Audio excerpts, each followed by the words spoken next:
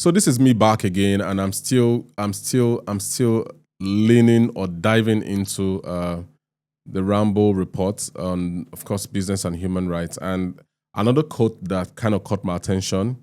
Uh, I really must say a very, very, very massive, should I say, a massive thank you to Teresa. I would definitely highlight you on this comment on LinkedIn, just so you know that your work is really making, or better yet, having a lot of impact. Yeah, so this quote goes: companies are increasingly judged not just by what they say. I'll stop there for a while because, oh my goodness, companies say a whole lot of things. I've done certain work in terms of investment due diligence, and for many companies that or for many individuals that got hit by the fraud stray bullet of investment companies, you would testify and you would agree with me that one of the things that would have caused that to happen was because companies were really saying good stuff. Companies were saying important stuff, beautiful ladies, handsome men, pushing out, these videos around 40% interest rates, even some celebrities and influencers, joining in that whole euphoria. And a lot of people, still couldn't see through the cracks because if you watch a good advert, for example, from a company, it's different. They want to market you. It's the company's job. They want you to do business with that company, but you need to go beyond the facade, go beyond the fairy. I remember that word from I think one of the courses I did in my master's international diplomacy and international affairs, basically. But the fairy, you go beyond the first layers. You dive deep to really find out what exactly is this company about. This product offering that this company has put out there, are there things that I need to know much more about? People now begin to find out, okay, can I do more due diligence? Can I go to Securities and Exchange Commission? Can I go to FCDA if it's a land or real estate transaction? Can I do that? Is there something else I can check to really verify that everyone in this cute suits, nice lip gloss or lipstick, shades, haircuts, everything, nails, acrylic fingers, can you be patient enough to see beyond the acrylic fingers? Can you be patient enough as an investor or even as a client, as a customer? So that's what Teresa is actually saying here. Companies are increasingly not judged by what they say, judged not just by what they say, because what they say is also important, but that should not be the only parameter for us to judge. She now goes further and says, but by how they operationalize their stated values, particularly when navigating complexities. When the chips are down, what's the response? What's the response? What's the body language that companies are putting out there? What's the body language? Is it to fire everybody without necessarily following labor laws? Is it because you want to cut costs? You hire vulnerable people. You hire underaged people. Or because people are desperately looking for a job, like as was the case in a mining site somewhere in Nasarawa State, where the mine managers had to subject these women to, some level of sexual exploitation just for them to have resources to go by as humans. So when these complexities arise, how do companies do what companies are supposed to do? The right thing. How do companies do the right thing?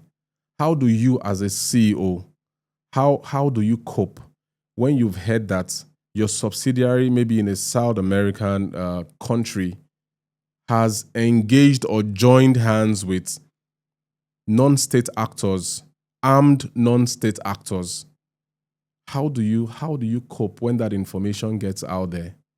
So it's not about the beautiful post on social media, on Instagram, the LinkedIn live events, the webinars, attending all these high-class events. Of course, that's very important.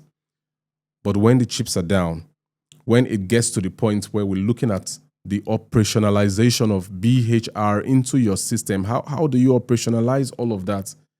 Do you really care about that, or is just one of those things we say on the media to just tick a box and move forward? I think really, if I'm to speak without the finesse of language, what BHR is really trying to do is to revive the spirit of humaneness in companies. Basically, I think that's what BHR is really about. Business and human rights. In a nutshell, operationalizing humanity or humaneness into business. That's just what everything that you would ever hear on BHR, that's the end goal. How do we humanize the corporate system to work in the interest of the vulnerable, basically? So this is not a controversial statement, and I've not said anything that is difficult to understand.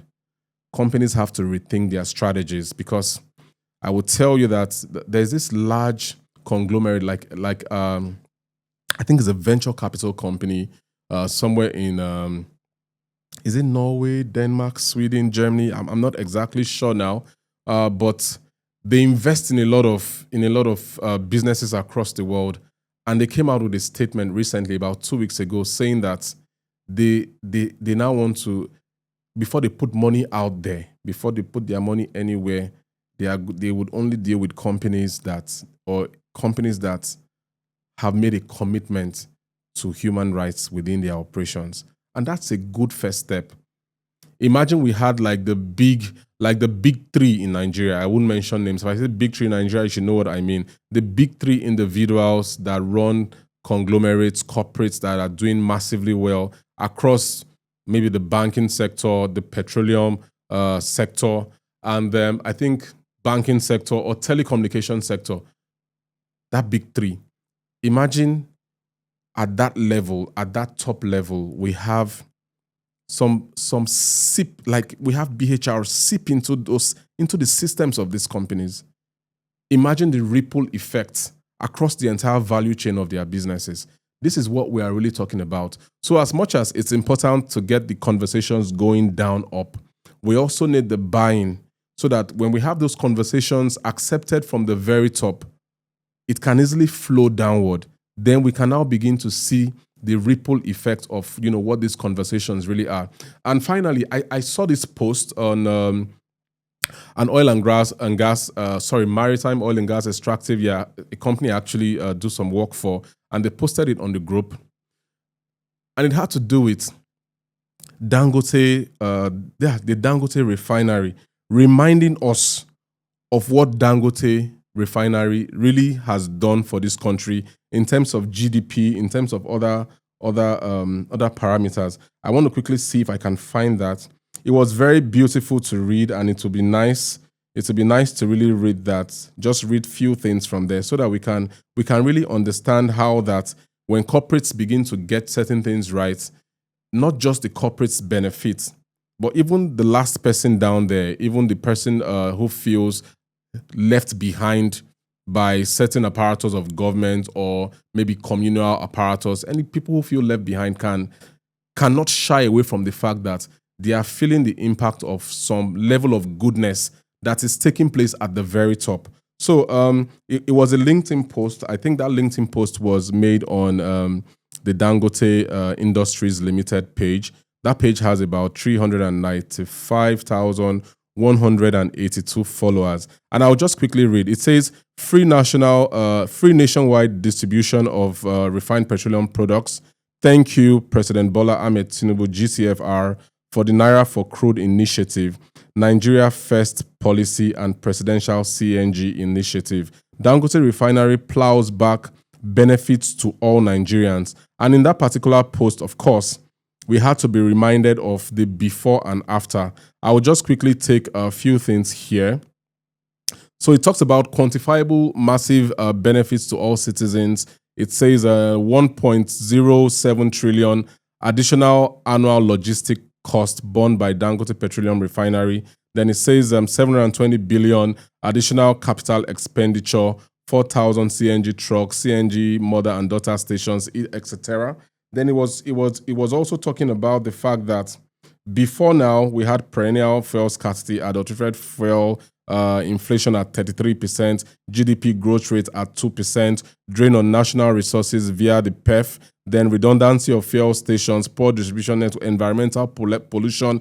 So much was actually said before now. Then Dangote now goes to say that right now, no more fuel scarcity, consistent supply of high quality petroleum products, uniform pricing, no more bridging costs, GDP growth rate at 3.4% because of the president's Naira for crude policy. So you can see that when government policy, when we get policy right, because from this post alone, I can begin to pick out all the human rights implications, because the person down there, the end user who used to queue for petrol, before now, that in fact there was a time that I was queuing for fuel during one kind of scenario. I was with my daughter in my car, and all of a sudden, somewhere in Abuja, the petrol station, the nozzle kind of caught fire because there was a lot of crowd and people were shunting, things like that. I had already made some steps, and I was like, wow, my daughter is in this car. I went back, grabbed her, jumped through a fence,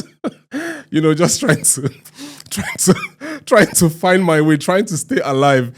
So these are some of the things that happen when the process is not gotten right. And right now we have a policy that is actually working. People can tell that the policy is working. So I've said so much around what Dangote has done, and I know that, of course, within this business and human rights space, we talk about certain issues around energy transition, clean energy, how clean is the process that leads to energy transition. There's a whole lot about biodiversity issues. There's a whole lot that goes around, these conversations. But the last thing I would say here basically is when you're looking at the massive job creation across the country, across Nigeria, just on the basis of Dangote getting it right. Many homes that would have been hungry, people would not be able to afford maybe utilities for schooling. But that story is changing for a whole lot of families because of the actions of one company. So imagine, for example, Dangote Industries Limited infusing, in clear terms, how do I put it? How clear can it be clearer? I'm thinking of a word. Intentionally infusing BHR norms into its operations across its entire business structures and business value chain. Just imagine that one company, Dangote, decides today that we are going. Of course, I know that Dangote would have the whole ESG and all of those things. There will be people within that company that are having these thought processes. But just imagine if that came like a wave into that company, and Dangote is like, we want to be a responsible business, and we are taking up all these human rights ideas, value systems, everything. We are pulling that through our entire structure and systems. Oh my God, imagine the effect, the ripple effect across the country. This is what we're talking about when stakeholders at the very top begin to beam their searchlight and begin to take decisions that not only dwell on profits, but also dwell on the humanity of the people that they provide their services to. So this is just an example.